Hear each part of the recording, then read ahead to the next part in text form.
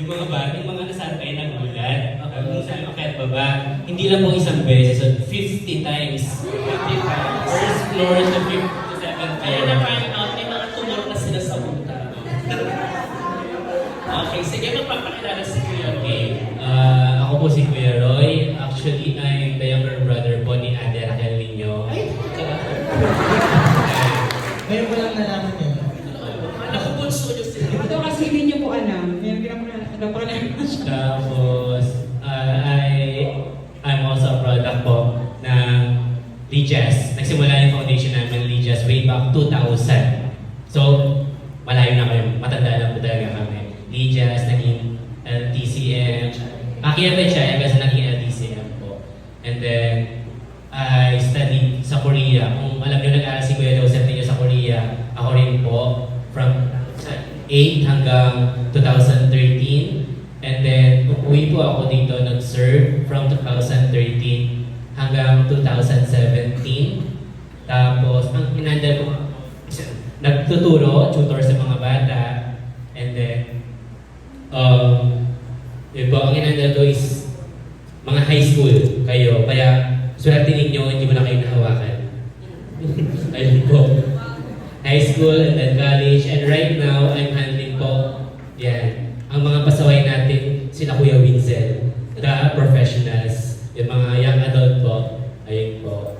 And currently, I'm also working sa labas, and of course, husband ni Ate Celia po ninyo. Nakakalaman sila guys. So, we invited them here ngayong afternoon. Hindi tayo magkakaroon ng coaching, but we will grab this opportunity para wala talagang kumikilos no? I also handle ko yung technical team dati, kaya kung hawak ko sila ngayon, napagalitan ko na rin na naman yan. Charot na. Okay. Thank you. Thank you, Champion. Baka ma-report ako. Okay.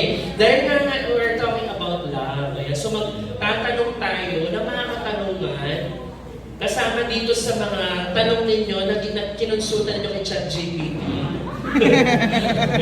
Paano magtanong? Then, pero unang sa bagay, siguro Kuya Rex, let's ask Kuya Roy at si Ate Celia kung ano yung pananaw nila tungkol sa love muna in general. What is love for you? Is it a rosary full of mystery? Sige, tanong natin sila kung ano para sa kanila yung masasabi nila tungkol sa pag-ibig. Ayan, sino gusto magsimula? Si Kuya Roy muna. Of course, yun. Love is a very special gift of God. Bakit mo? Kasi unang inspiration natin is yun nga na si Lord, si Jesus Christ, He died for us. And of course, yun po, para nakita natin yung sacrifice niya. And once you really fall in love po, talagang you will do a lot of sacrifices.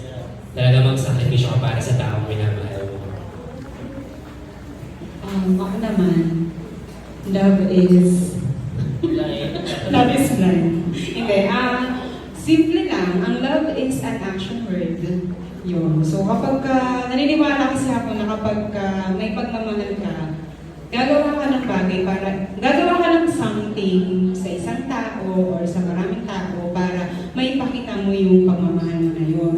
Tsaka, syempre, simula nung bata pa ako hanggang sa ngayon, laman naman tayo ng church. So, yun yung parang nai-instill na sa aking kaisipan na, yun nga, yung love ay, action word, gumagawa ka, may ginagawa ka. Yeah, tama. Pero sabi nga ni Kuya Roy kanina, unang bagay, ano sabi ni Kuya Roy, love is it's a gift from God. Very special na gift. At yung isa naman ay, Yan, Celia, sabi niya, ano sabi niya, siyempre kayong sagot. Kayo ang sumagot, guys. love is Action. Can I request yung mga guys sa likod para di kayo matempt mag-cellphone? Dito kayo makinig. Gusto ko lahat yung full attention na dito sa harapan. By now, wala akong nakikita na kayo ko kasi wala namang iti-take down ng notes. Dapat makikinig tayong lahat. Let's grab the opportunity to listen sa mga question na napakaganda kami. Ito guys, bakit importante? Iba kasi yung dating ng taong pumasok na talaga sa covenant ng pagkakasal. For your information, kasal na si Ate Roy, si Ate Sena, si Kuya Roy ninyo. And pag sinabing kasal na, wala nang atrasan nun. Yun yung talagang fulfillment ng tunay na pagmamahalan pag pinag-isang dibdib na kayo. Kaya naman, let's grab this opportunity to really listen. So kanina napakaganda ng sinabi ni Kuya Roy that it is a gift from God. Kasi wala naman tayong pwedeng maipagmalaki na ibang bagay kung hindi tayo binigyan ng ganong klaseng regalo mula kay Lord. Ayan. And then, love is Love is action words, sabi niya mga Isaiah natin. Sa ganun sabi, di ba totoo yung laging binabanggit sa atin na maaari kang magmahal, na sabi din sa laging napapakinggan natin sa mga turo sa atin, hindi ka raw po, kapag ikaw ay nagmamahal, dapat ikaw ay nagbibigay. Kasi maaari ka naman magbigay pero kumbaga yung sinasabi, you can give it out loving, but you cannot love without giving. So hindi pwedeng magmamahal ka lang na wala kang binibigay. At tulad nga na sinabi ni Ate Celia, yung love, it's expressed, it's an action word. Hindi lang siya salita, kundi pinapakita siya mismo sa ating mga gawa. So for us to know para sa kanila, tanong naman natin, paano nagsimula? Kasi talagang magtotoo tayo, dito sa loob ng church, hindi na iiwasan yung naiinlove. Di ba kaya na-explore din naman at some point? So, napagalinta ka kasi may mga hindi niya na pagsabihan. Kasi bakit bang mahalaga yun, Kuya Rex? Sa tingin mo, Kuya Rex, bakit mahalaga yun? Siyempre, napakalaga kasi doon po natin makikita kung at sa point nga, doon natin makikita kung paano po natin may papahayag din yung pagmamahal natin. So sila ngayon, doon natin mismo sa kanilang dalawa, mapapakita ngayong hapon, makukunan din natin ng aral, di ba? Insights. Patungkol sa kung saan ba sila nagsimula. Diba? Can you tell us a bit of your love story? Paano ba kayo nagsimula? Kayo din may nagtago. Nung grade 3 kami, grade 3. Pakinggan natin how Kuya Roy Nagsimula mo fell in kay love kay Ate Celia and how Ate Celia also fell in love in return kay Kuya Roy. So pakinggan natin. Yun nga po. So, after makagraduate, bumalik po ako dito sa church po natin to serve. And then, as I work, ayun, bigla na lang na hindi siya love ko na. Yan, crush. Nagka-crush. But in reality, way back when we were high school, crush ko na siya. At some point, naging crush ko siya.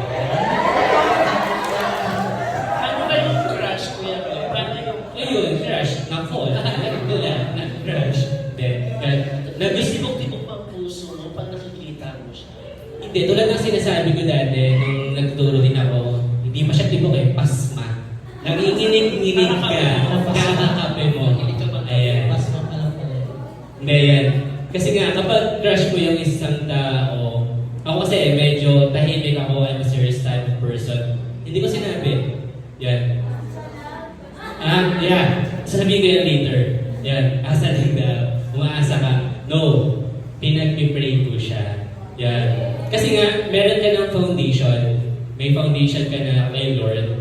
And then, so yun, crush ko siya. Pero, hindi mo pa alam kung ano yung isasagot ng taong yun. At especially, hindi mo alam kung ano yung isasagot ni Lord. Di ba po? Pwedeng may pag-asa, pwedeng wala, pwedeng oo, pwedeng yan. Wait lang, just sorry to catch you. Pero, balikan na natin, paano mo siya naging crush? Anong something sa kanya na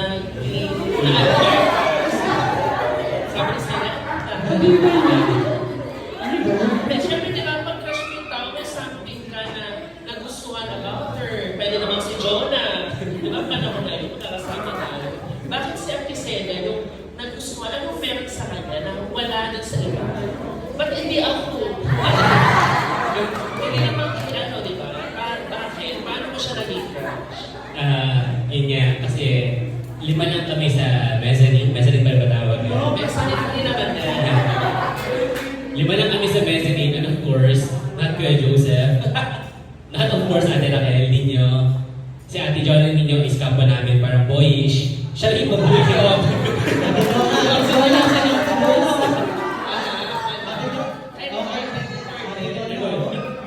Nakalike tayo. Naka-Facebook kayo. Cellphone mo, tago mo na yan. Medyo ka lang. Hindi, yun nga, kasi nga, ako kasi hindi ako yung parang naghahanap sa labas, parang gano'n. I know her since we were young. I know na, yun nga, yung faith niya. And of course, hindi ako ayoko yung mga taong sobrang harot. Ayoko yung mga taong Sobrang sobrang... Pilipina tayo. Hindi naman Pilipina kasi ako, may seryoso na nga ako. Ayoko yung sobrang seryoso. May time na pag naghaharutan, dun lang. Pero may time na tahimik din siya. Ayun yung gusto kong character. Pero, of course, more than that, the faith, yung pananampalataya kay Lord. Kasi mas masasabi ko, she is stronger than me pagdating sa pananampalataya. So, mas nakaka-encourage sa ganung part ko. Ayun. Ngayon, syempre tatanungin po natin ang kabilang side. Habang sabi ni Kuya Roy, siya raw ay... Si Kuya Roy ay diba? Sabi niya, crush niya na si Ate Celia. Ngayon, tatanungin natin kung napapansin ba yun ni Ate Celia? Ano ba ang... Siya ba siya nag-crush na sa'yo? Ikaw ba? Parang, ay, crush na ako. Crush ko rin siya. Ganun ba? Ikaw din ba? Na-crush back mo ba siya? O parang hindi ko alam yun. Ano, Ate Celia, ikaw, during that time. During that time, yung mga panahong bata pa ako. Hindi ko alam yung high school, promise. Hindi ko alam kung sinasabi niya. Pero nalaman ko lang nung naging kami na. Siyempre sinabi niya yun. Hindi ko alam yun. Tapos, wala talaga akong siya naman, hindi ko siya crush. Ako una kasi, ang aking prinsipyo sa buhay, magkaka-boyfriend ako. Yung medyo matanda sa akin. Mga 2 years, 3 years, 5 years. Huwag naman yung 10 years ang gap kasi mukha nang sobrang layo. Basta mga ganun. So unang-una, hindi ko talaga siya gusto. Ganyan. Alam mo naman, hindi ko talaga siya gusto. Bakit hindi ko siya gusto? Kasi yung pananaw ko talaga, ayoko ng bata sa akin. Kasi alam nyo na, And for your information, guys, nakalaki yung gap ninyo. 2 years. 2 years. 2 years. Okay, so ate niya ako, di ba? Parang ako kasi sarili ko, nakakaanong pag-aling ate niya ako, tapos magiging ganyan. Kaya, so hindi ko siya pinapansin. Wala talaga akong alam, wala akong idea hanggang sa, yun nga, nagsabi siya. Pwede ko sabihin kung paano niya sinabi. If you guys are comfortable mo siya, ay comfortable na. Pwede ko ba? Hindi, kakaiba kasi, yun yung isa sa mga pinaka, parang naisip ko na, ay hindi pa naisip ko, parang isa sa mga katangian na ano ko sa kanya. Nagusto ko sa kanya kasi nag-iisip siya ng kakaibang mga bagay. Pa-surprise na. Ayun, alam nyo, wala talaga akong idea, hindi ko alam na gano'n na. So, sinabi niya sa akin yung kanyang nararamdaman sa pamamagitan ng isang email. Yan.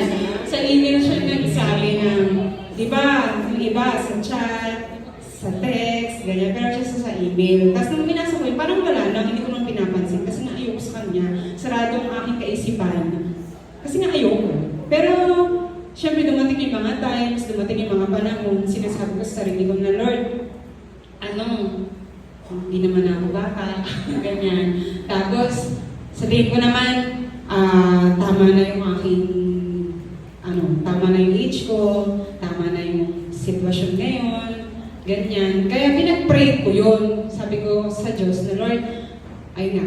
Basta pinag-pray ko siya. Pinag-pray ko na, Lord, si Roy, ganyan. Tapos syempre, hindi naman ako parang hindi ako yung kusang, hindi yung sarili ko. Sa tingin ko, hindi yung sarili ko yung nagsabi sa kanya na, ay, gusto ko na rin siya. Sa dumami yung mga panahon, lumipas sa mga panahon, lumipas sa... Kasi ayoko sa kanya. Ganun. May tanong lang tayo kay Kuya Roy. Dahil sabi ni Ate Celia na hindi niya raw gusto si Kuya Roy. Ngayon ang tanong natin kay Kuya Roy, alam mo po ba na crush mo siya pero hindi kanyang crush? Yeah, of course. Kasi nga, that was 2014 when I started na magustuhan si Ate Celia ninyo. And ako yung mindset ko kasi medyo among sa amin, sobrang serious, sobrang talagang nag-iisip ako ng pangmatagalan na. Parang ganon. Yun po. So, pinag-pray ko siya. Yun, pinag-pray ko and then before ako umamin sa kanya, actually, hindi ako aamin until the time ng yung isang kabataan, close friend niya, na close ko rin naman, parang nagbibigay sa akin ng encouragement to share, to inform her, parang ganun umamin. Pero syempre dahil bata pa, hindi pa mature, parang hindi ko pinapansin.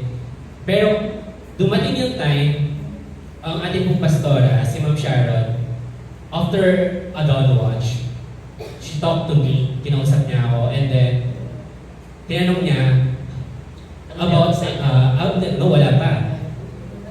How about Celia? Parang gano'n, kamusta, parang nag-ano siya na, i-consider her to be my future someone, parang gano'n.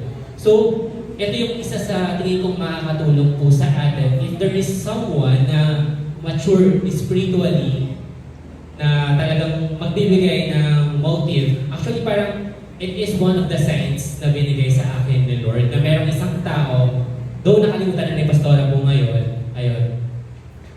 Parang ngayon yung nagbigay sa akin ng encouragement to open up. So after that talk, yun nga, nag-compose ako ng email. I was staying sa 4th floor po sa room, sa 4th floor. Sino ba nag-stay dito? Wala na. Meron. Nagpiping po. Yeah, yung nagpiping-pong totoo. Pinakaalis yun doon eh. Ayun. So, nag-compose ako ng email, mga 2 hours, sinabi ko na nararamdaman ko. And then, that was Saturday. Yun, that was Saturday. So, yun po, nag-stay sila sa mezzanine, I sent an email to her. Ayun. Tapos, baka hindi niya mabasa yung email, I think I did chat sa kanya. Nag-chat ako sa kanya na nag-send ako ng email. Ayun, to please read. Please check. I sent you an email. Please check. Please confirm.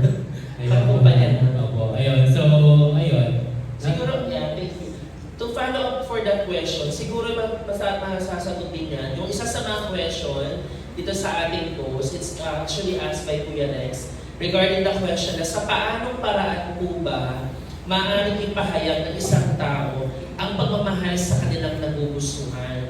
Ano daw ang mga steps na dapat gawin maliban sa mga online platforms na kaparaanan.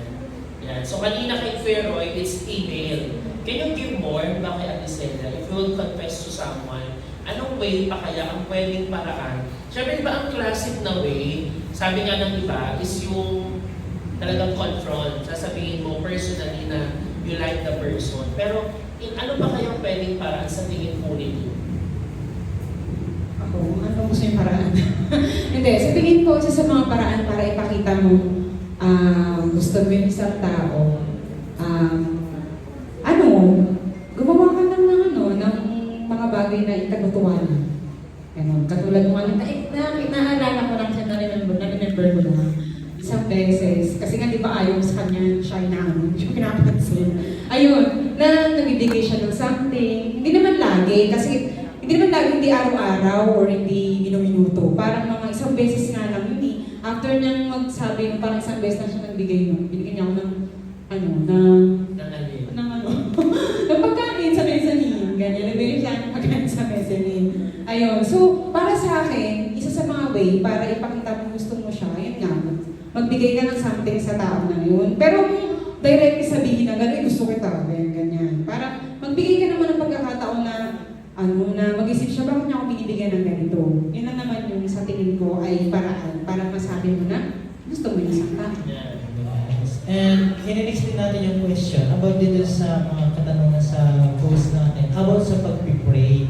Kasi napakinggan din natin na si Kuya Roy, pinag-pray niya, sa atin sila pinag-pray niya rin. Ang tanong natin ngayon, di ba nagpe-pray tayo para sa nagugustuhan natin? Paano po ba natin makukonclude na ang pinag-pray po natin ay siya na po yun?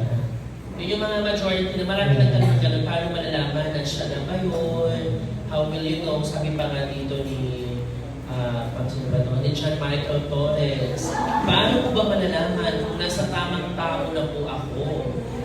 At hinahayon ang apat na tao at pinusuan ni Zacchaeus. Ayan yung mga reaction. Yun yung tanong, paano ba malalaman as you pray? Paano mo nalaman na yung pinag-pray mo pala ay siyang tao na para sa iyo na binigay ng Lord? Ay guys, nandiyan pa kayo guys? Siya na sasagot mo. Nandiyan pa kayo baka namin may iba na kayong ginagawa. Okay, since ako yung unang nag-pray, for that question, I do not know. Hindi ko po alam kung ano yung confirmation na siya na. Kasi you pray eh. Nananalangin ka, pero you do not know the answer. Only God knows. Si Lord lang yung nakakaalam ng sagot na yun. Kasi pwede kanya sagutin, siya para sa'yo. Pwede kanya sagutin, hindi siya para sa'yo. It will only be confirmed once na sinagot ni Lord yung prayer mo. There will be signs. Pero yung signs na yun, pwedeng signs ni Lord, pwedeng signs na pinagpipilitan mo lang na ikaw lang tingin mo, sign na ba talaga doon ni Lord, or parang gawa-gawa mo lang. Pwedeng ganun po. Ayun. Pero once there is a word, and then itong word na to, na-confirm, na-answer ni Lord, then it's a confirmation. Of course, nung sinagot niya ako, we started planning na for the wedding. Parang ganun po. So, we do not know yet. Kaya sabi ko sa inyo, hindi pa mahal, hindi pa love yung sigurong term when I had a crush on her. Yun, hindi pa siya love, crush lang. Opo, kasi I do not know yet the answer. Sabi ko nga po sa inyo, sabi nga po sa inyo kanina, hindi niya ako gusto nung una. So, there is a chance na hindi ka talaga magustuhan ng taong pinapanalangin mo. Okay po?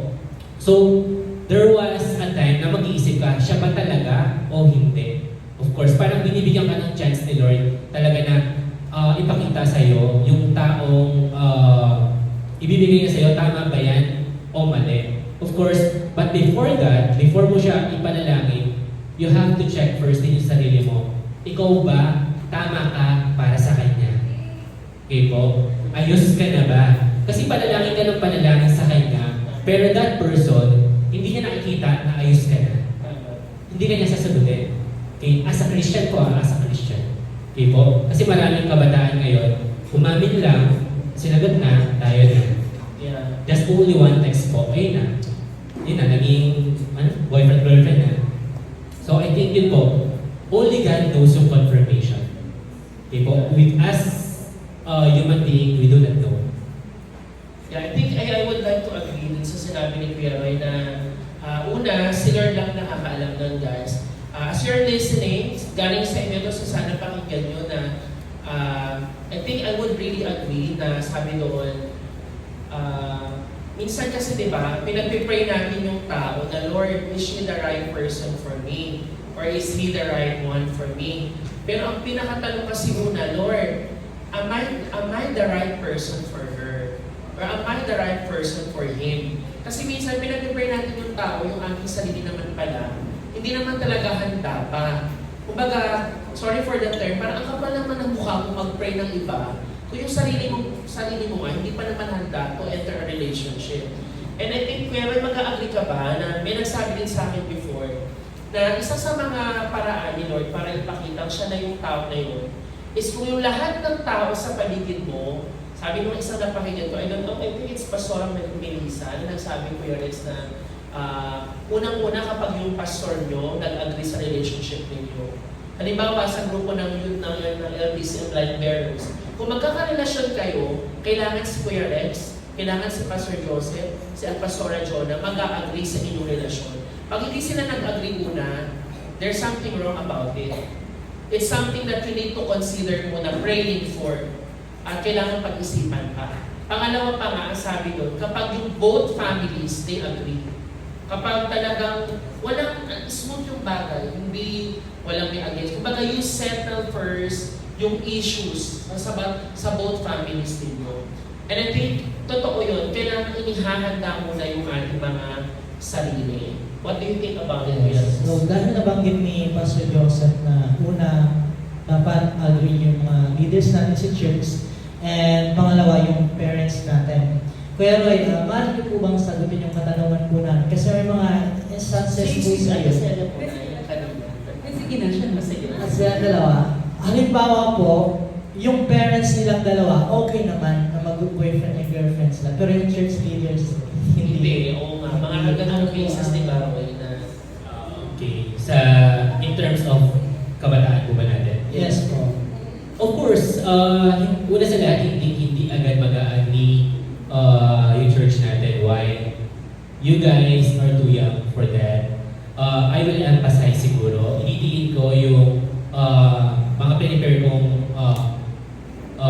siguro knowledge about love. Una sa lahat is right person. That's why I told you kanina, am I, before na ipag-prepare yung taong yun, are you the right person for that person? Una, the right person. Okay po? Pangalawa is right timing. So, i-emphasize ko ngayon, the right timing. You guys are high school right now. High school, college. So, sabi sa Genesis 2, God prepared someone for you. So, mag-expect na po kayo na in the future, there will be someone na nakadestin po para sa inyo. Huwag kayong malungkot, merong nakadestino po para sa inyo. Okay po? Pero, merong tamang panahon. Okay? So, in Genesis 2 rin po, I think that was Genesis 2 verse 12, parang gano'n. Basta in Genesis 2, meron doon formation. Sabi ni Lord, ang tao, God formed a person. Ibig sabihin, ihuhulma ka muna before mo ma-meet si Eva. Okay? Kailangan mo nang mabuo ka spiritually, physically, financially, lahat. You are high school. Ang unang problema, finance. Saan kayo kukuha ng pagdidig ninyo? Tanong. Kay nanay? Kay Sa bulsa ni tatay? tatay. Magsabi kay nanay, may project po kami. Anong project pang day? Kay kuya po. Hindi po ba? Kay po? Kuya daw. Kay kuya. Kay kuya. Ayun.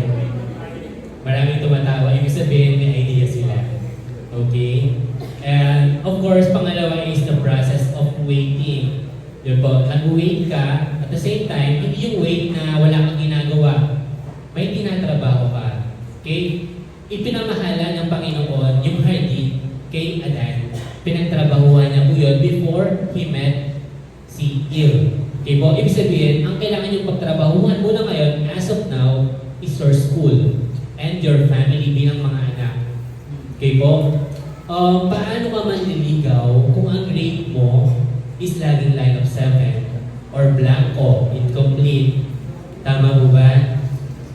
Kasi kung manliligaw ka ngayon, Ano mo muna, may naniligaw na ba rin? hindi ko na ito May kasi naniligaw na. walang ligaw-ligaw si Doctor. Ay, wala. Nakikdatan lang eh. Nakikdatan lang. Sila na. yeah. Kasi baka sabihin naman nila, ay, hindi naman ako naniligaw. Wala maganda. Pero anyway, sige. Yan. Sabihin natin yun nga na parang, ano ka, tawag dito, yung grades mo laging ganyan, laging mababa. Sabihin natin, in the future nagkaguluyan kayo and you do not have the right work, wala kang maayos na trabaho because hindi ka nag-aral ng mabuti sa panahon ngayon. Sino po rito may mayamang magulang? May tagapagmana. Yung tagapagmana. sabihin natin, hindi naman problema talaga sa pera. So, ayan, wala akong nakikita na nagtaas ng kamay. Why?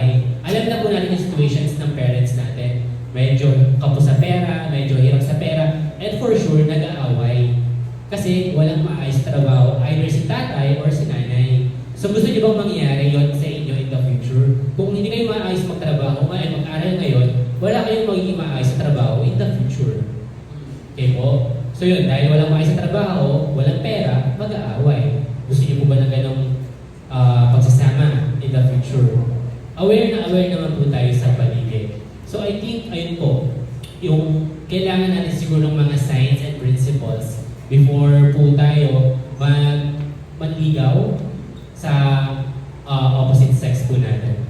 Habang si Ate Sela, pakinggan natin yung view natin sila pagdating sa yung sa paghihintay and yung tamang panahon for dating, gano'n. Sa waiting naman, kasi ako feeling ko, nag-wait din naman ako.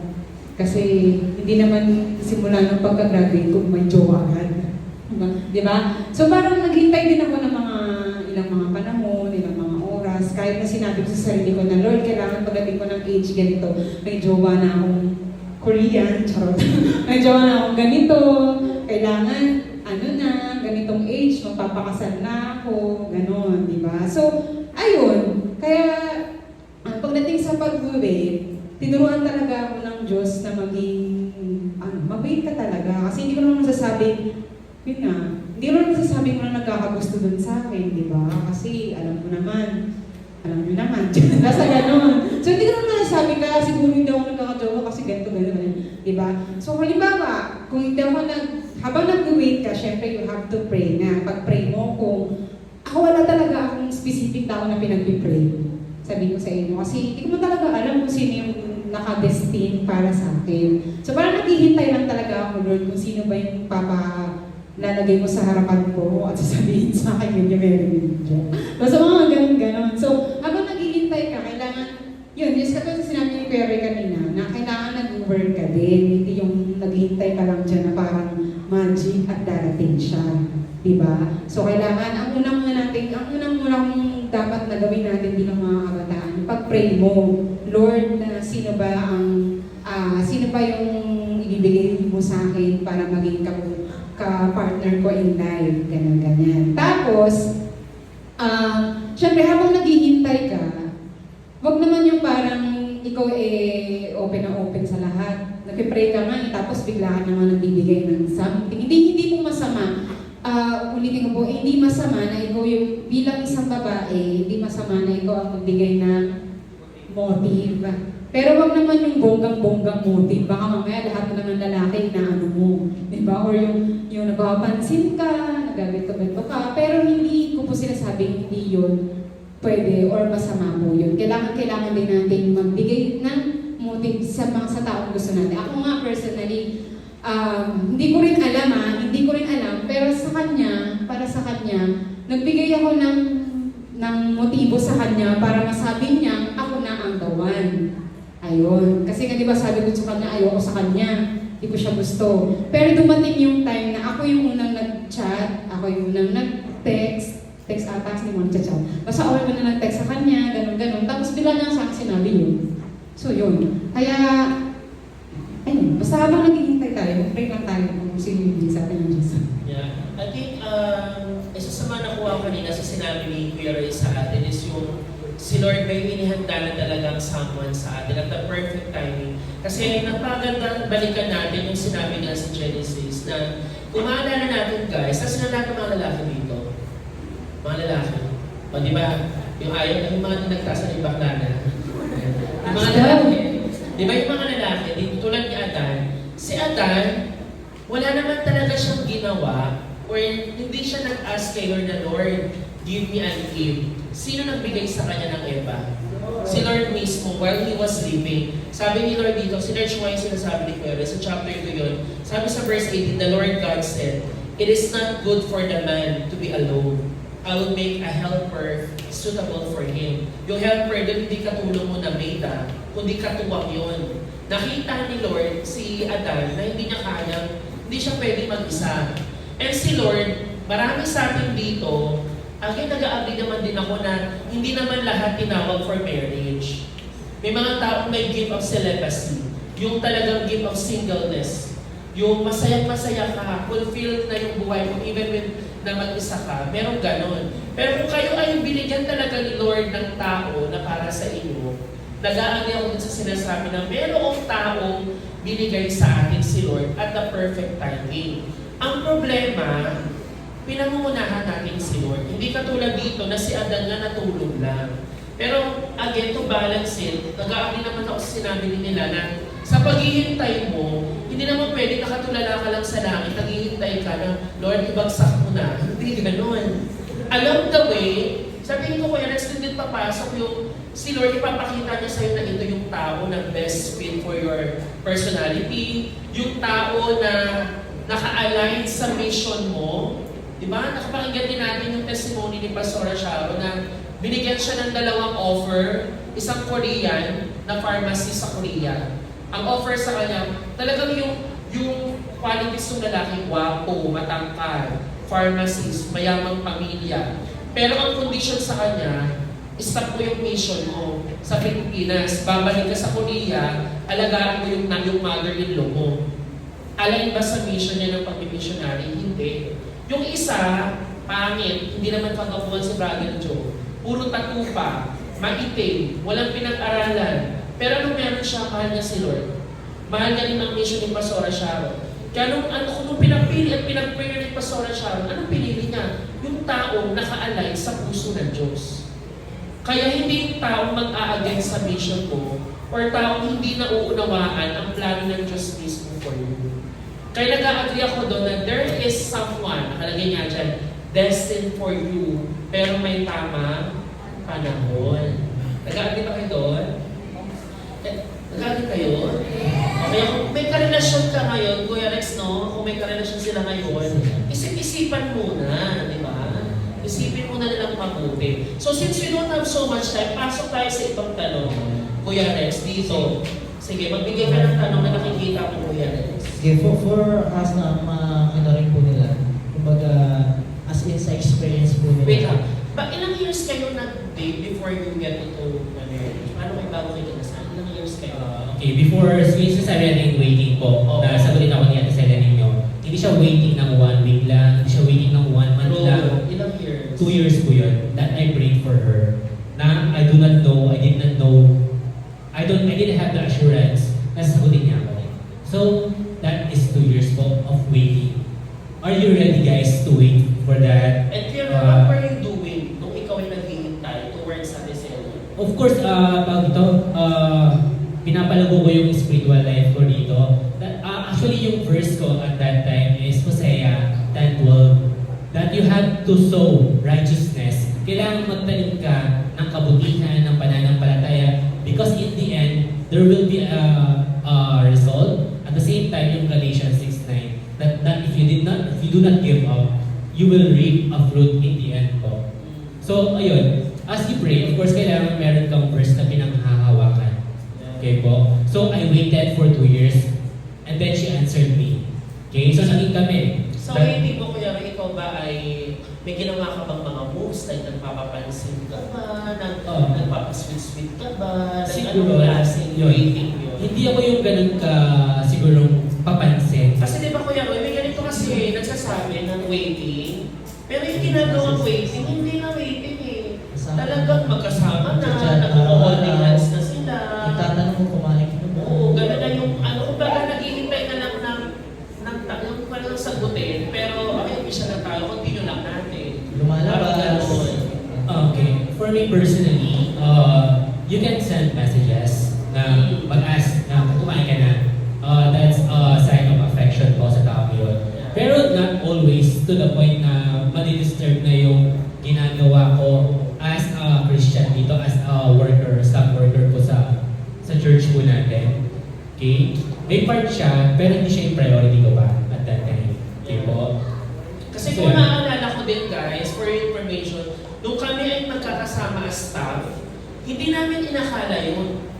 Even sa group of friends namin ng mga Lydia's friends, hindi namin in-expect na sila talagang magkakatuluyan. Kasi yung pagkilos ni Roy, hindi halata nakakita.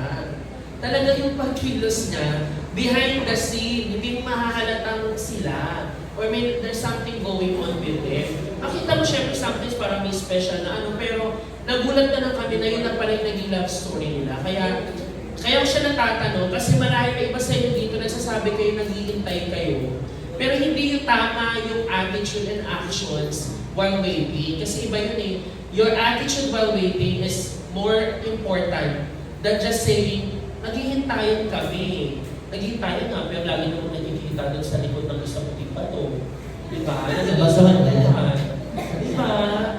Hindi tamang pag-wait yun. Yung totoong pag-wait, yung sinasabi nga niya, na kinokontrol. At hindi ko siya nakita yung time na yun na nag-excuse sa gawain, hindi sila nagpunta sa activity ng youth or nagaling sa staff.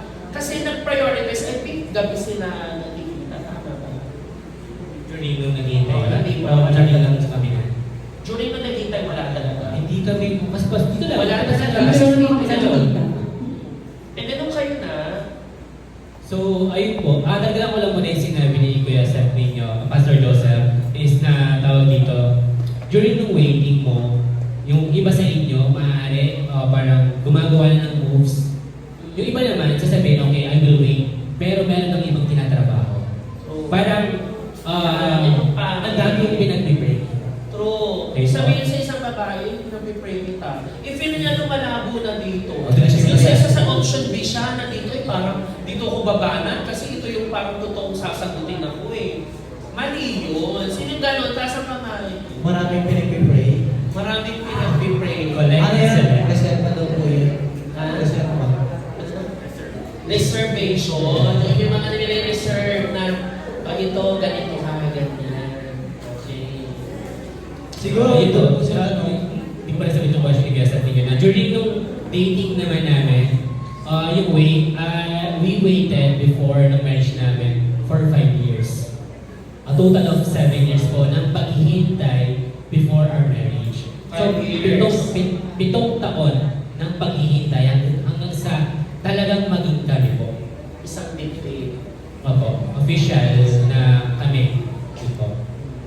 Naniniwala ba ikaw, Ate Stella, naniniwala ka ba sa kasabihan na yung pagpasok sa relasyon talagang ang pinupursue mo ay marriage na? Ako ganun talaga ako. Kasi yun yung talagang nasa isip ko. Pag ako magkaka-boyfriend, hindi ko naman iniisip na hihiwalayan ko siya. Ang iniisip ko nun, kapag ako magkaka-boyfriend, siya na hanggang sa dulo ng walang hanggan. Ayun, yun siya na yung hanggang sa pinakadulong-dulo. Parang kasi, di ba, bakit ka pa magpo-boyfriend kung hindi mo naman pala siya nakikita na siya na yung future mo? Di ba? Parang, ayun, naniniwala kasi ako na,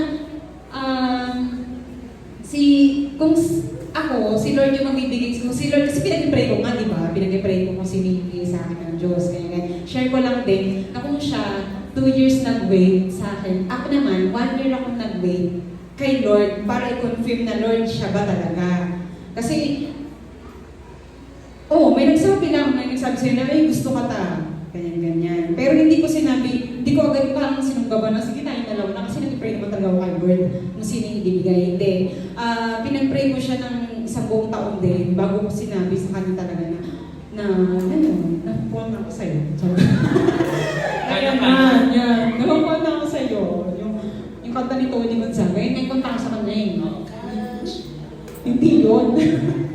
Yung sabi niya, finally my heart gave in. Tatandaan ko pa yun. Yung unang-una kong sinabi sa Lord, sinabi ko sa kanya na, ganyan. Gusto ko na din siya.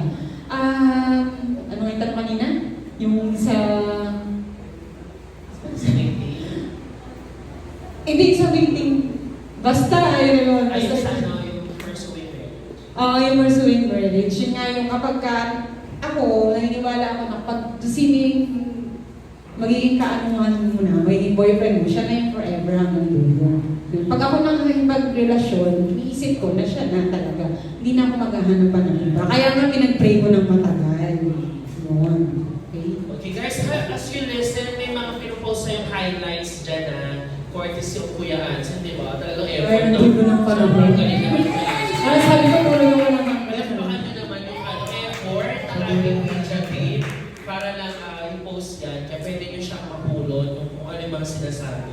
Ayan. sa lahat siguro ng mga sinabi nila, siguro nasagot yung isa sa mga tanong dito sa post natin. Anong tanong yan? Mula kay Kuya Makanip, what advice can you give sa mga taong pareho ang nararamdaman para sa isa't isa pero hindi pa right time? Siguro nasagot ko na palaguin muna. Palaguin mo muna guys kung meron silang sinabi sa atin. Kung kayo naghihintayan, sabi ko nga lagi sa mga kinakausap ko, kung kayo naghihintayan, at pinaghihintay talaga kayo, bakit kailangan yung magpadali kung talagang mutual na mag-love yung isa't isa? Takot ba kayo na habang naghihintay, may makita siyang iba?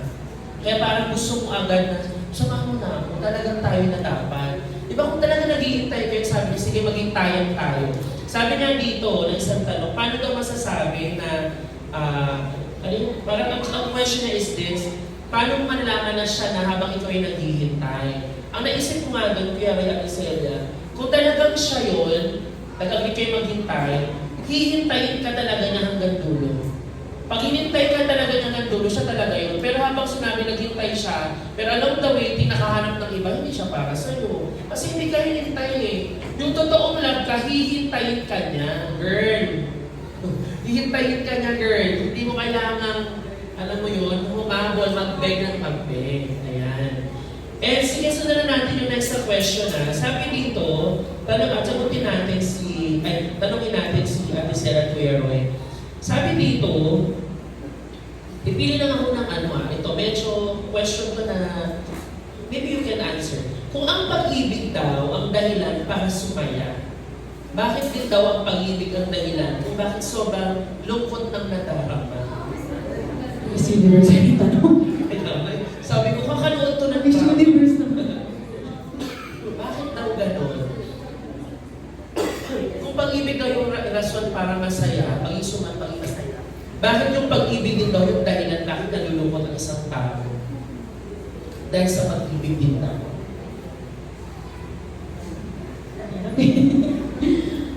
Sa tingin ko, yung pag-ibig na nararamdaman niya, hindi to. Hindi ko masasabing hindi totoo. Pero, siguro kang kasi hindi pa right time, kaya kayo nalulungkot. Masaya ka in the first place kasi meron ng jowa, meron nakakaunawa sa'yo. Pag may problema ka, kinachat mo lang siya, tinetext mo lang siya. Pag nalulungkot ka, nakakasama mo siya, ganun. Siguro lang. Pero, yun nga, kasi love na yun, parang love lang na, oo, physical attract ka lang sa kanya. Hindi siya yung love na nanggagaling talaga sa love na alam natin bilang Kristiyano, yung love na nanggagaling sa Lord. Kasi kung love din nanggagaling sa Lord, bakit mararamdaman mo pa yung nasasaktan ka or nasasaktan tayo, di ba? So yun sa tingin ko. Sa akin naman, hindi sa lahat ng pagkakataon po ay masaya ka. Okay? Sabihin natin na malungkot ka because of that love na iniisip natin. Yun nga, sabi ni Ate Celia po ninyo, maybe that kind of love is yung physical attraction lang natin. But if you have that love na galing kay Lord, kahit anong lungkot pa natin, kahit anong kasalanan, mapapatawad po natin, magtatampo, pero in the end, magkakaayos po. Kasi even in our marriage po, hindi sa lahat, hindi araw-araw masaya. Hindi, of course, hindi naman araw-araw malungkot. Okay po? Pero in the end, araw-araw mo siyang pipiliin. Okay po? Because of the Lord. Yun po. And I think, yun yung sinasabi guys, na ang pag-ibig is not about emotion. Na yung pag-ibig, pag masaya ka, love yun. Pag malungkot ka, hindi yung love. Kaya nga ang pag-ibig, it's not just an emotion. Kaya I agree, sabi ni Kuya Ray, di ba? Ngayon na kinasal sila, araw-araw niyang pipiliin mahalin si Celia. Bakit? Kasi ang pag-ibig, hindi siya kapag masaya lang ako, doon mo siya mahal. Pag may toyo na si Ate Celia niyo, mamahalin pa rin. Hindi ko na mamahalin, may toyo eh.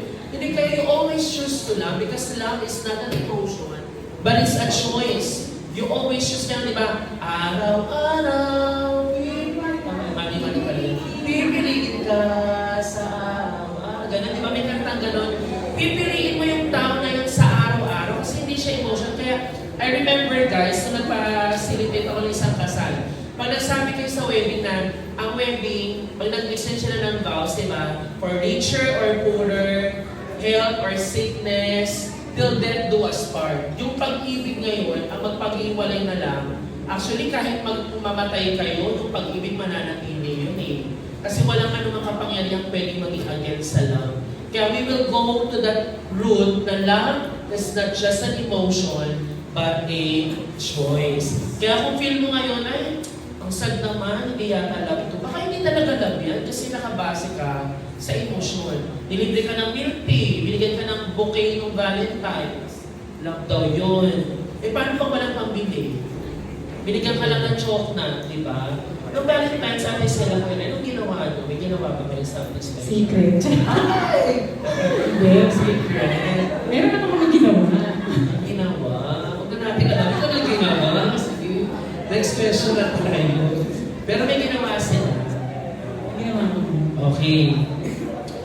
may tanong ka bang pwede itanong dyan? Naghahanap ako ng mga... Ito na lang, medyo medyo relax tayo. Ng iba parang humihikap na yun habang nag-uusap tayo. Sabi mo dito, ano ba yan? Nawala tuloy yung kanina makita ko. Ito daw, sabi ni Macomstone, totoo ba na kapag tumibok ang puso, wala ka nang magagawa kundi sumibig? Hindi masyado seryoso. Kwento na lang tayo. Kapag tumibok, totoo daw ba yun? Pag tumibok ang puso, wala ka nang magagawa kundi sundin yun. Oh, I totally disagree. Ay, don't Ako disagree. din. Disagree din ako doon. Of course, kapag tumibok mo yung puso mo, susundin mo. Of course, kung nakikita natin mali yung ginagawa ng taong yun, kahit sabi mo mahal ka niya, pero mali yung ginagawa niya, mamahal mo pa rin ba siya? Okay. Pagbibigyan po natin. Kasi I know few people, siguro po, na they are in relationship, pero mali yung way ng relationship. Ito rin po siguro yung ma-advise ko dun sa mga kabataan po natin na in a relationship with a non-Christian people. Yung mga tao na nasa labas.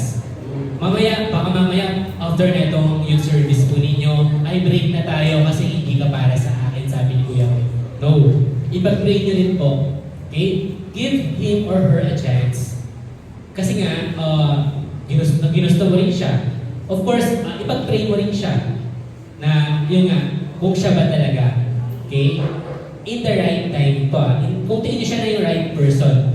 But if it is not the right timing pa, consider it first. Ipag-pray mo muna. Kapag nasa tamang panahon na kayo, kung siya at siya pa rin, pero mali na yung ginagawa niya, okay, tapos ikaw parang tingin mo, iuwid ko pa rin siya kasi baka maging Christian siya. May mga ganung mindset po yung ibang kabataan po sa atin.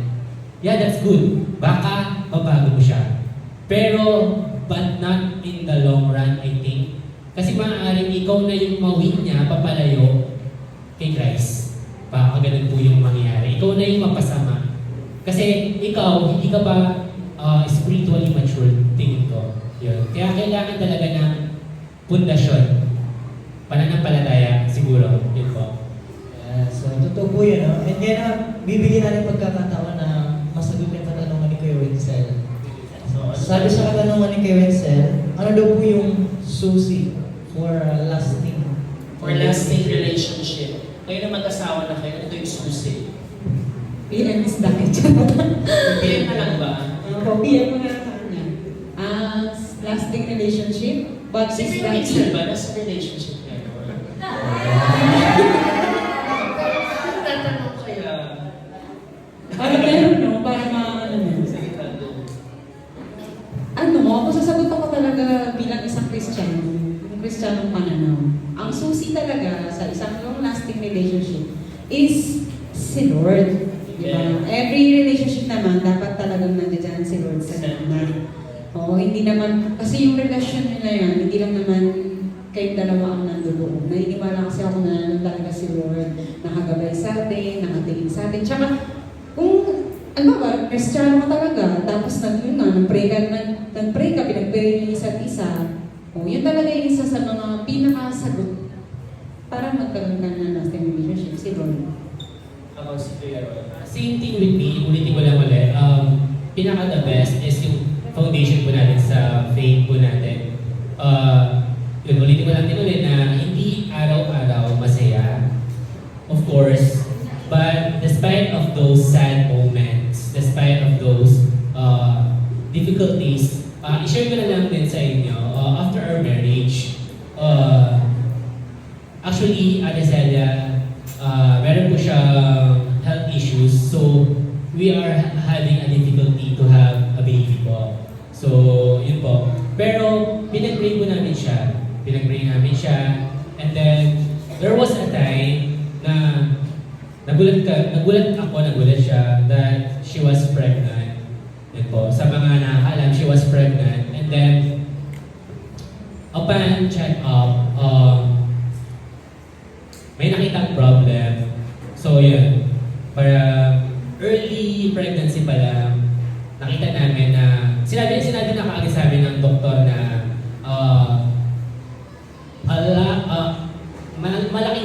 a big chance na makunan, na ma-miscourage si Ate Celia ninyo. So parang early February, March last year, may spotting na, which is not normal. Sa madaling salita, dinudugo. Parang early pregnancy pa lang, dinudugo na. So, napakahirap kasi even I have a good job, I've got a good salary, doon po na umubos. So, yung parang gusto kong ituro sa inyo, kung hindi pa kayo financially stable, tapos papasok kayo sa ganung relationship, and then, kailangan nyo gumastos, hindi kayo financially stable pa. Ang mangyayari, hahayaan nyo na lang yung taong mahal nyo na magkasakit, mawala, parang gano'n. So sa madaling salita, yun po, tumagal lang 6 months yung pregnancy ni Ate Celia ninyo hanggang sa nagkaroon siya ng appendicitis, tapos nagkaroon ng infection, hanggang sa nawala si baby, yung baby po namin last year. So ayun, medyo malungkot, I did ask God. So, yun po. Kung hindi ka pa talaga strong, at that time, siguro kung hindi ako strong kay Lord, unang isipin ko, bakit ako gagastos ng libo-libo kay Ate Celia ninyo? I got 6 digits in my bank account at that time. Tapos mauubos lang para sa treatment ko na Ate Celia ninyo. And then, dumating sa time na talaga nasa hospital siya, may sakit siya, ako wala, pwede ko siyang iwan, di po ba? But there is love na nanggagaling kay Lord, na kahit nakikita mo, hindi na maayos yung situation niya, mamahal mo pa rin siya. Okay po? Yung kahit na, yun nga, parang pangit na yung itsura, may sakit na, you will still choose that person because you love that person po. So I think that is my answer. Hindi naman pangit yung itsura ko. Kasi Hindi, joke lang. isang buwan halos walang ligo. Loshi ka naman. Oo, pero totoo yun. Kasi, syempre, Pero sa totoo lang, habang nakikinig ako dun sa mga sharing nila sa amin, where we're talking before, doon ko nakita na yung pag-aasawa, guys, hindi talaga siya basta-basta kasi practical things you need to consider talaga eh. Una yung pera. Hindi mo pwedeng sabihin faith lang eh. Importante may faith kayo, that's the most important. Pero next doon yung practical na bagay, like may pera ba kayo, pampakasal. Hindi kaya sabihin natin kahit civil yan, kailangan pa rin gumastos. Tapos, yung pabahay, may titira na ba kayo? Hindi porket uso sa atin yung lahat ng mag-anak nakatira sa isang bahay, tapos dadagdag pa kayo, sisiksik kayo. I think it's not a good culture ng Pilipino na lahat sama-sama. Walang masama sa being loving sa family. Pero, design ni Lord na you separate from your parents. And we need to prepare for that, mga kabataan. And practical yun. Kaya lagi na sinasabi ni Peroy sa amin, even to myself, to me, na kailangan mong mag-prepare talaga ng pera unang-una sa lahat for you to talaga masabing ready ka na for that. Kaya tingin ko, nasasagot ko talaga. Siguro, tanong din ako namin ko pero answer niya.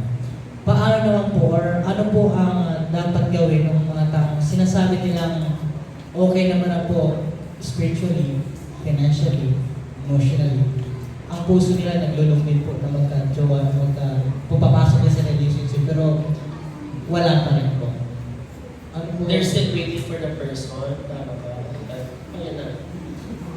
Yung sabi nila okay na po sila lahat. Pero wala pa rin. Pero wala pa rin sa sila. kanila. You have to wait. Kasi hindi ka pwedeng mamay ng kung sino-sino lang. Diba? Hindi porket wala. Yung nga sabi ko sa inyo, number 1 is right timing. Right person, right timing, right circle. Okay, yung sa right circle is you have those people na pwede mong tanungin about sa relationship. Yung merong foundation din as well ng faith. Kaya nga I'm very thankful na meron tayong Pastor Joseph, meron tayong Pastora Sharon, and I have this group of friends na Christian talaga na nakakapag-guide sa amin. Yun po. So yun, right circle. Yung pang-apat is yung right foundation. So sabi ni Kuya Rex ninyo is meron ng right timing, graduate ka na, may trabaho ka na.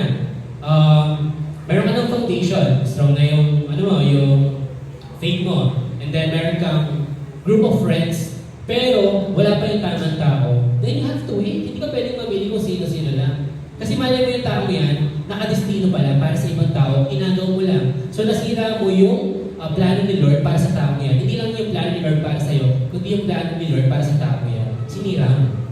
So yun po. Yeah. And since we don't have much time na left, magkakaroon ng last 3 question. Pero ngayon, yung question naman, mag-link tayo towards doon naman sa parte ng ito. Sinanong ni Sandra, I think it's also a good question. How to say no to someone without actually saying no? Without hurting his feelings, pero nag-effort kasi siya, nagbibigay siya ng time, ng love, etc. Pero di talaga pa pwede. Ano po dapat gawin? Kumbaga in terms of rejecting people, na hindi siya ma-hurt down. Paano daw po yung gagawin sa ganun? Paano magbubuo? O paano magdulo? Just say no. Paano magdulo? No. Ano? Hindi ko alam kung paano yun. Pero sa tingin ko, para hindi siya masaktan ng bunga.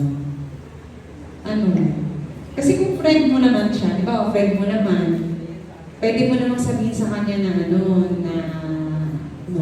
friends lang talaga tayo. Kasi nga, yun, ipaunawa mo sa kanya na hindi pa kasi ako ready, hindi ka pa ready. Alam mo, hindi ka pa talaga ready sa lahat, hindi ka pa right person. Syempre naman, basta ipaunawa mo lang, sabihin mo sa kanya, yun yung sa tingin ko. Masabihin mo lang, tapos, basta. Ikaw kaya. Just be honest, I think. Kasi, parang, yun nga, nagsabi ka ng no, pero you keep on, parang replying pa rin sa mga text niya. Of course, yung tao yun na nagsabi sa'yo ng feelings, aasa pa rin. Okay po? Kapag sinabi mong no, in a right way, pero talagang gumawa ka ng way para talagang, mag-give up. Kapag hindi siya nag-give up, that's good. Ipag-pray mo rin. Why not? Kasi malay mo, siya pala talaga para sa'yo. Hindi mo lang nararamdaman tulad ng nangyari kaya sa ninyo.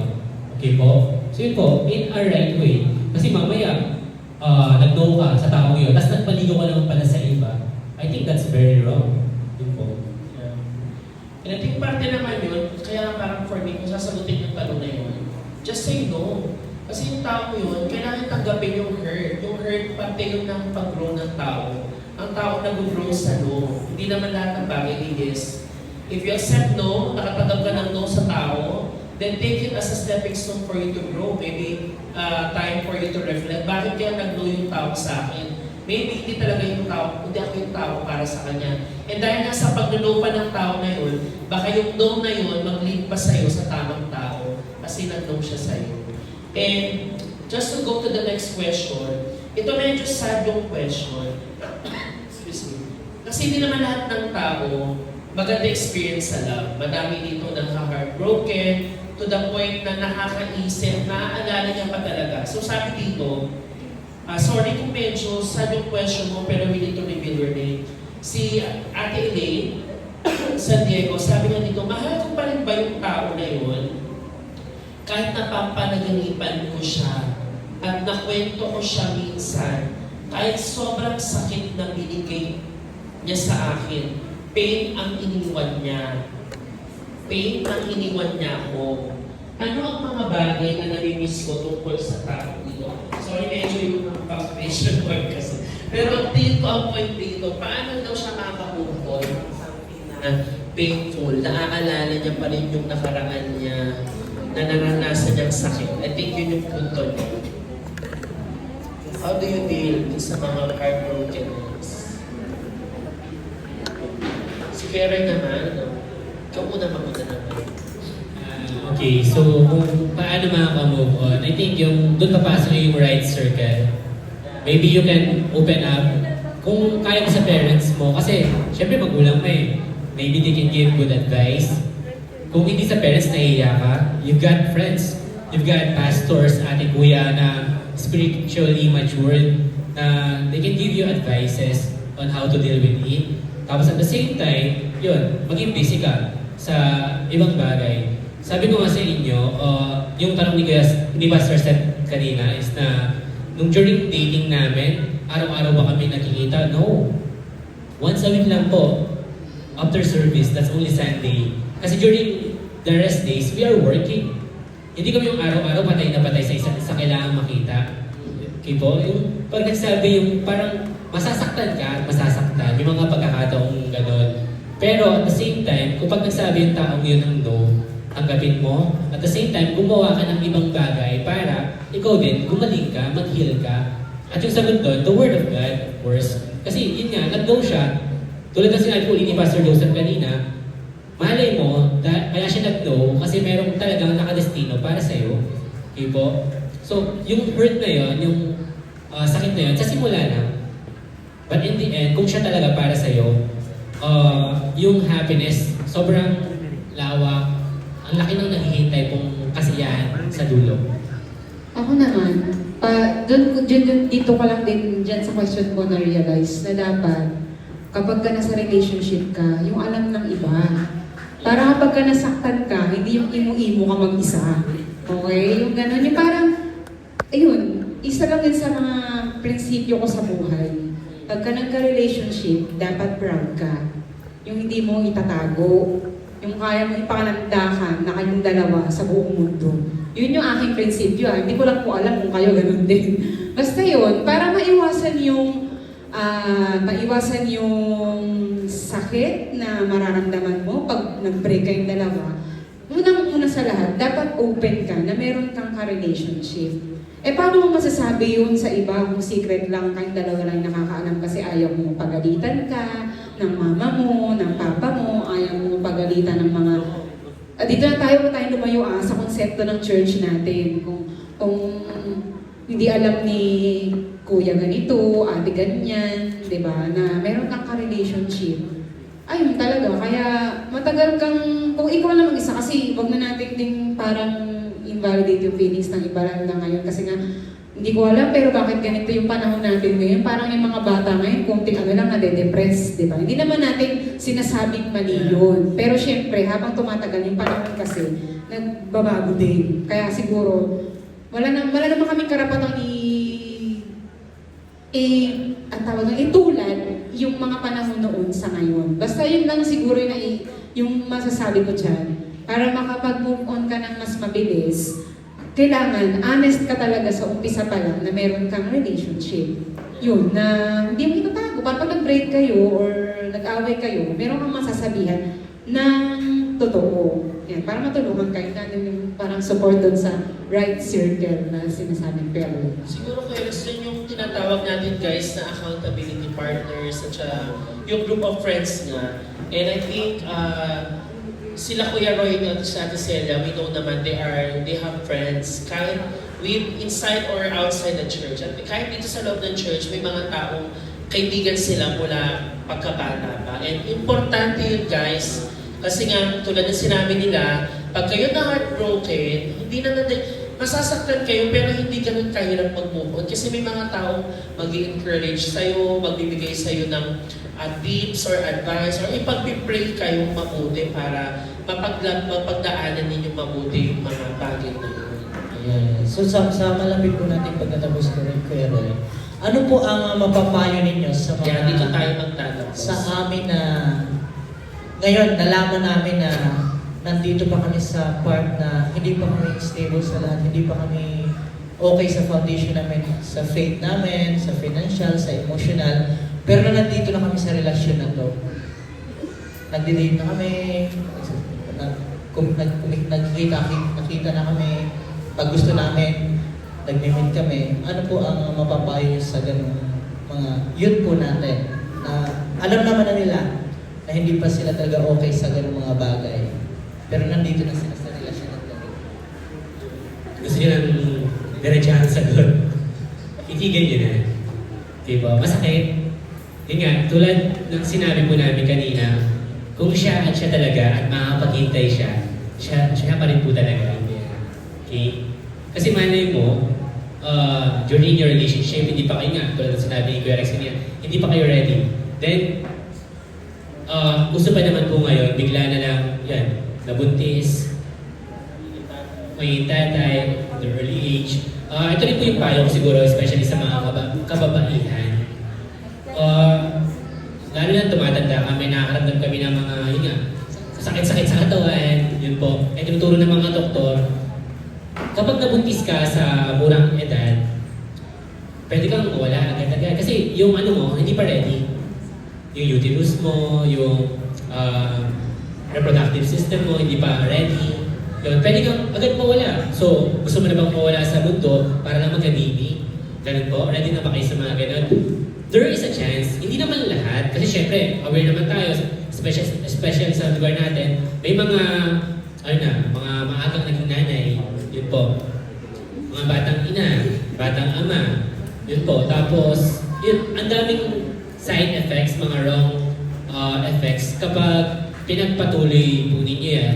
Maybe you are happy right now. Tapos yun nga, it's also in the Word of God na kapag hindi kayo humiwalay sa parents ninyo, that is also, I think, wrong. Kailangan po ninyo talagang humiwalay. So you have to be financially stable kahit pa paano. May pang-upa kayo. So magkano ba ang upa ngayon? Dito sa lugar natin.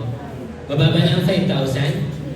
7? Okay, so kaya nyo magdumastos ng ganon? Monthly. Okay po, except pa sa food, except pa sa utility bills. Yun po, sobrang hirap maging matanda. Kaya kung dati kung iisip ko, gusto ko ulit bumalik sa pagkabata, mas mag-aral pa, para mas maging mag-aayos pa yung future ko. Parang gano'n. I'm not saying na hindi maayos yung future ko ngayon na I'm proud to say na buti na lang nag-aral ako ng buti. Buti na lang meron tayong iglesyang ganito. That's why I love my job. I'm having a good salary. Okay po? Na kaya kong i-support si Ate Celia ninyo. At the same time, kaya kong i-support, hindi ko papabayaan pa rin, of course, yung parents ko. Kasi ito rin yung siguro magiging advice ko sa mga kabataan po ngayon. I'm seeing some na parang once na makagraduate, magtrabaho, separate na agad, relationship agad, nakalimutan na yung parents na hindi pa kaya. Bata pa po. I think yung, kung tatanungin naman ako sa age na ano bang age yung tama na pagpapakasal, for the girls, I think it's around 26 to 28. And for the boys, it's around 30 to 33. Mga ganon. So nasa tamang oras. I think po.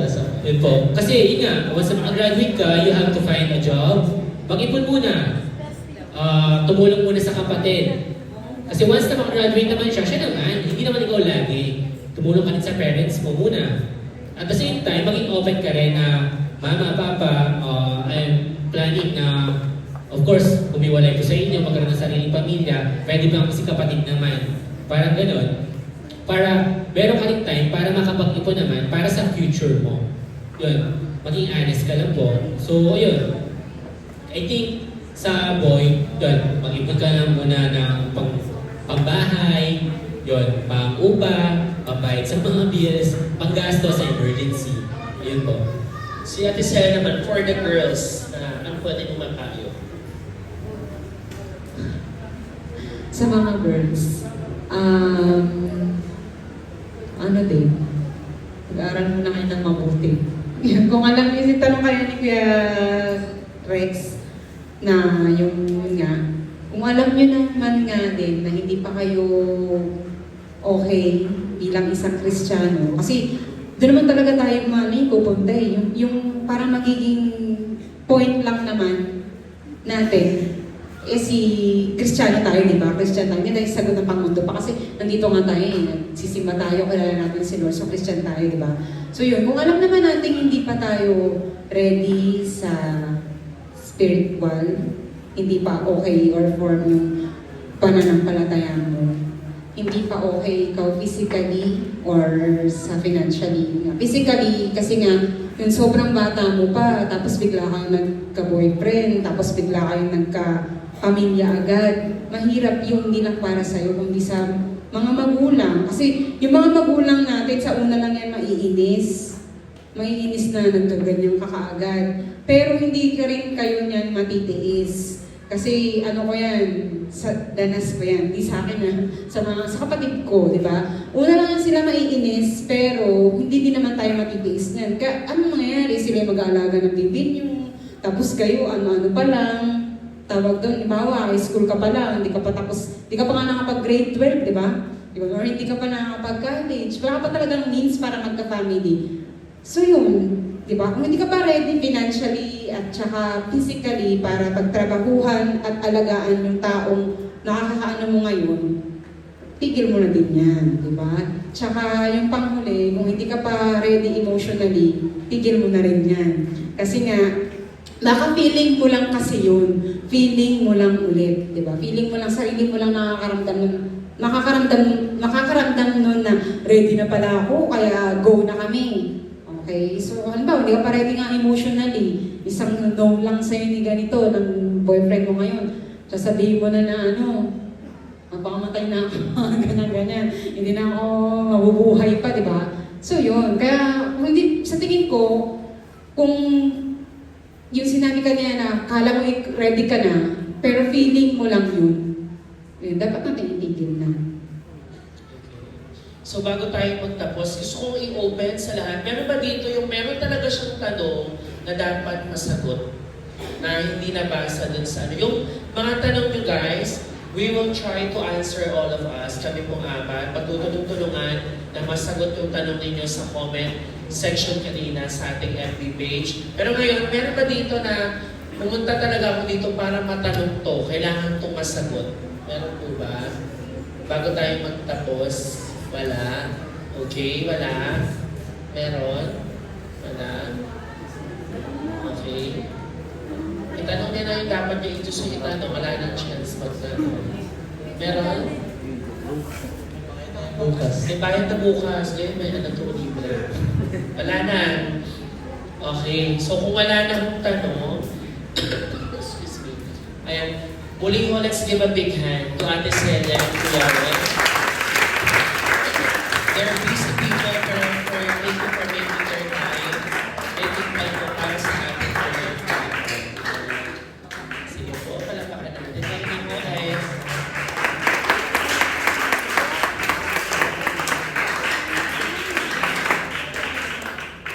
Ayan, so siguro po, Kuya Rex, yung iba sa inyo parang talaga nakaupo lang siya. Sana ko, siguro by this time, ayan,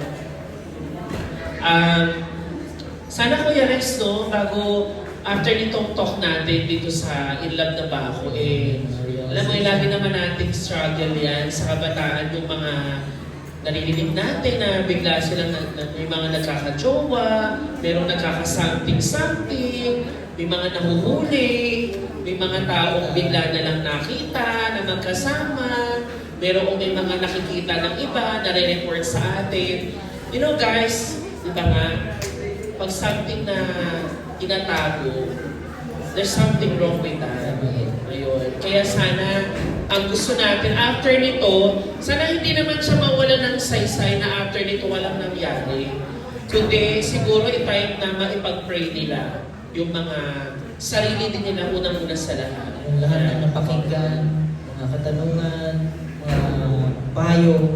Basta na may mga na-realize kayo and nahamon din bilang mga kabataan pa lamang. Nahamon pagdating sa pag-ibig na hindi dapat madaliin, dapat pinagpaplanuhan ng maayos at pinaghahandaan, lalong-lalo na sa akin po personally, ang tumatak po sa akin sa hapon na ito bilang nakapakinig po sa kanila pong storya ko Wait lang, Kuya Rex. Boys at the back, can you all pay attention dito? Kasi ayoko nagiging routine kayo, hindi kayo nakikinig.